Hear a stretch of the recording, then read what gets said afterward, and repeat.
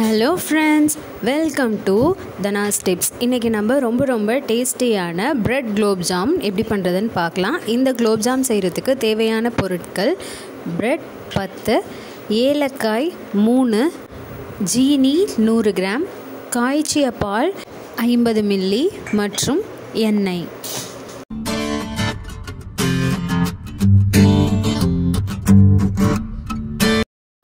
First ப்ரெட்டோட சைடில் இருக்க அந்த ஓரம் ப்ரௌன் கலரில் இருக்குல்ல, அது எல்லாத்தையும் கட் பண்ணி எடுத்துடலாம். கட் பண்ணி முடித்ததுக்கப்புறமா நம்ம கட் பண்ணி எடுத்த ப்ரெட்டை 4 பீஸாக கட் பண்ணிக்கலாம்.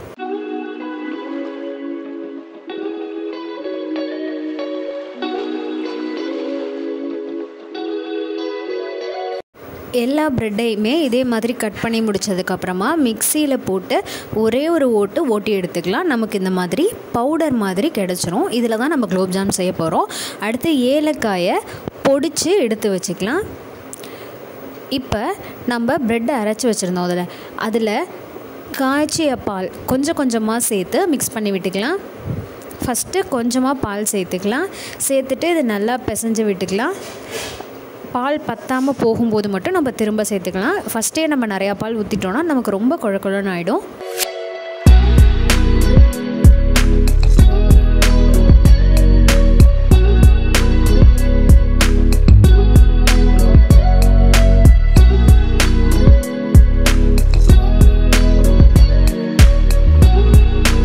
இப்போ பார்த்திங்கன்னா நமக்கு குலோப்ஜாம் மாவு தயாராகிடுச்சு. இதை ஒரு 5 நிமிஷத்துக்கு ஊற வச்சு எடுத்துக்கலாம்.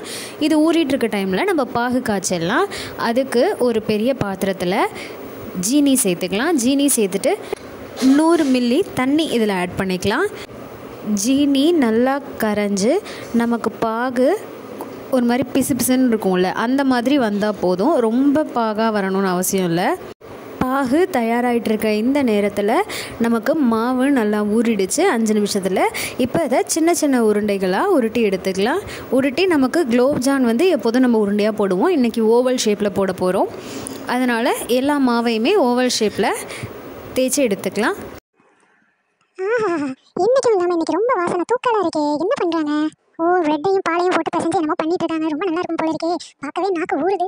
என்ன நம்மளை மதிக்க விட மாட்டேங்கிறாங்க, அவங்க வாட்டி வேலை பார்த்துட்டு இருக்காங்க. சரி, எதுக்கும் செஞ்சு முடிக்கட்டும், வந்து டேஸ்ட் பார்ப்போம். ஒரே தூக்கமாக வருது. சரி, தூங்குவோம்.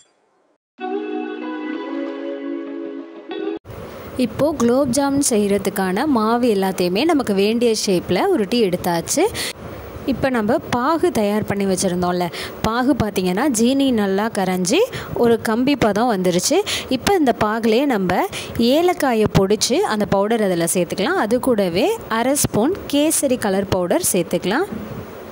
இதை நல்லா கலந்து விட்டுட்டு இதை அடுப்பிலேருந்து இறக்கிடலாம். அடுத்து பொரிக்கிறதுக்கு தேவையான அளவு எண்ணெயை விட்டு எண்ணெயை நல்லா சூடு பண்ணிக்கலாம். எண்ணெய் நல்லா சூடானதுக்கப்புறமா நம்ம உருட்டி வச்ச குலோப்ஜாமுன் மாவு எடுத்து கொஞ்சமாக போட்டு பொரிச்சு எடுத்துடலாம்.